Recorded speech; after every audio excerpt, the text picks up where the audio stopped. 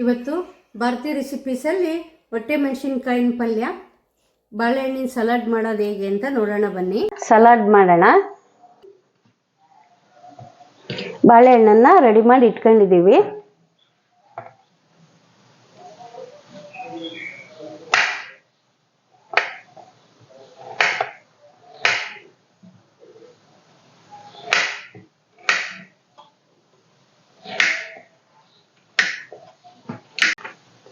ಹೀಗೆ ಇದನ್ನ ರೆಡಿ ಮಾಡೋಣ.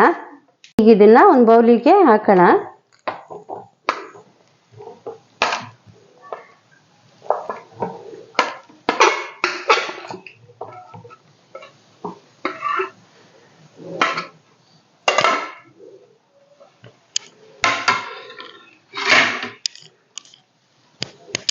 ಈಗ ಇದಕ್ಕೆ 1-2 ಟೇಬಲ್ ಸ್ಪೂನ್ ಸಕ್ಕರೆ, ಬೆಲ್ಲನೂ ಹಾಕ್ಬೋದು.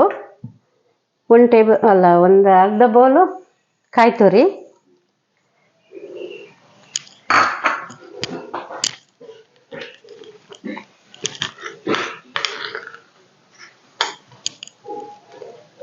ಒಂದು ಟೇಬಲ್ ಸ್ಪೂನ್ ಜೇನುತುಪ್ಪ,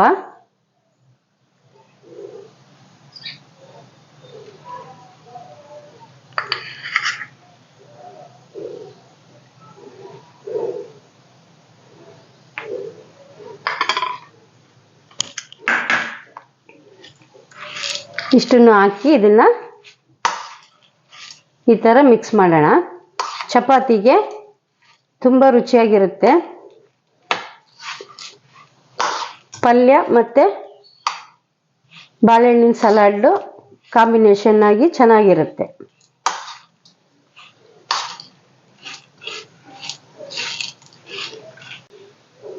ಇವತ್ತು ಹೊಟ್ಟೆ ಮೆಣಸಿನಕಾಯಿನ ಪಲ್ಯ ಮಾಡೋದು ಹೇಗೆ ಅಂತ ನೋಡೋಣ ಬನ್ನಿ. ಇವಾಗ ಮೆಣಸಿನ್ಕಾಯಿನ ಚಿಕ್ಕದಾಗಿ ಹೆಚ್ಚಿಕೊಳ್ಳೋಣ. ಹೆಚ್ಚಿದ ನಂತರ ಒಗ್ಗರಣೆಗೆ 1-2 ಟೇಬಲ್ ಸ್ಪೂನ್ ಎಣ್ಣೆ ಹಾಕಿದ ನಂತರ ಕರಿಬೇವು, ಹೆಚ್ಚಿರೋದು 2 ಈರುಳ್ಳಿ, ಹೆಚ್ಚಿರೋದು 2 ಟೊಮೊಟೊ,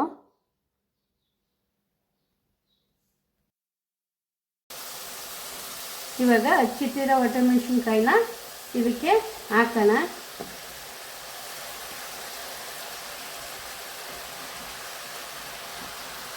ಇದು ಹಾಕಿದ ನಂತರ 2 ಲೋಟ ನೀರು ಹಾಕಿ ಇದನ್ನ ಸ್ಮೂತ್ ಆಗೋ ತನಕ ಬೇಯಿಸ್ಬೇಕು.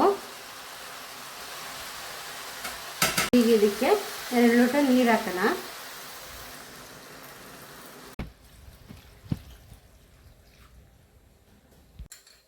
ಇದಕ್ಕೆ 1 ಟೇಬಲ್ ಸ್ಪೂನ್ ಉಪ್ಪು ಹಾಕೋಣ. ಒಂದು 1/4 ಟೇಬಲ್ ಸ್ಪೂನ್ ಉಪ್ಪು ಹಾಕೋಣ. ಈಗ 3 ಟೇಬಲ್ ಸ್ಪೂನು ಹುಣಸೆ ಹುಳಿ ಹಾಕೋಣ.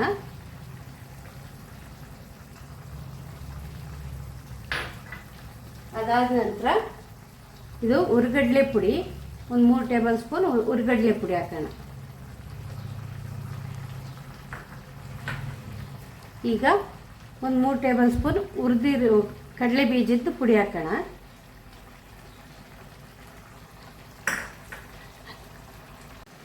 ಇವಾಗ ಒಂದು ಸ್ವಲ್ಪ ಹುಚ್ಚೆಳ್ಳು ಪುಡಿ ಹಾಕೋಣ.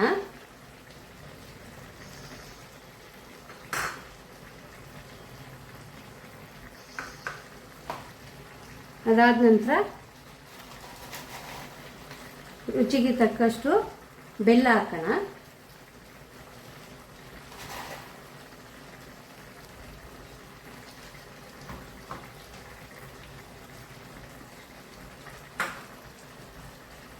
ಈಗ 3 ಟೇಬಲ್ ಸ್ಪೂನ್ ಸಾಂಬಾರ್ ಪುಡಿ ಹಾಕೋಣ.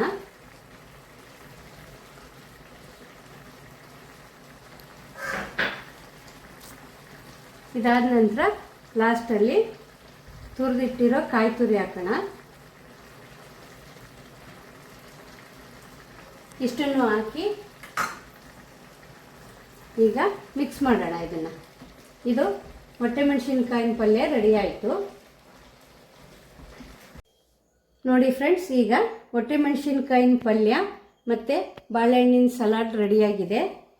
ಇದನ್ನು ನೀವು ಮನೇಲಿ ಮಾಡಿ ನೋಡಿ, ತುಂಬ ರುಚಿಯಾಗಿರುತ್ತೆ ನೋಡಿ.